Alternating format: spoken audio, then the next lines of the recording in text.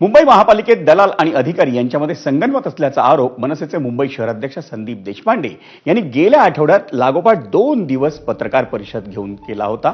त्यानंतर आज मनसेकडून या प्रकरणात मुंबई महापालिका आणि आयुक्तांना प्रश्न विचारणारा बॅनर झळकावण्यात आला।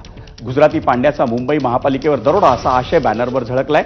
मुंबईच्या घनकचरा वाहतुकीमध्ये मोठा घोटाळा, मुंबईत घनकचरा वाहतुकीचं टेंडर कोणाला मिळणार याची नावं मनसेनं आधीच केली होती जाहीर, असंही या बॅनरवर लिहिण्यात आलेलं आहे।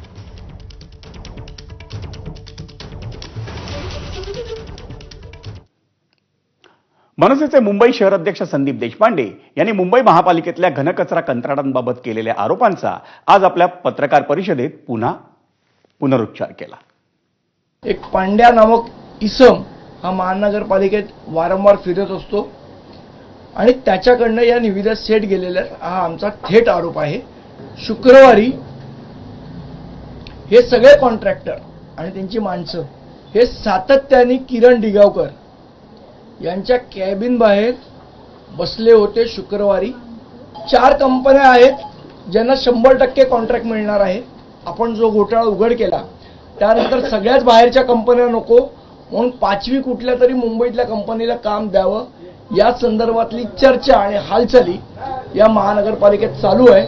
आपल्या माध्यमातून माझी सन्माननीय आयुक्तांना विनंती आहे, आम्हाला वेळ द्या याची चर्चा करायला, नाही तर आयुक्त कार्यालयाबाहेर जो गोंधळ होईल त्याला स्वतः आयुक्त जबाबदार राहतील।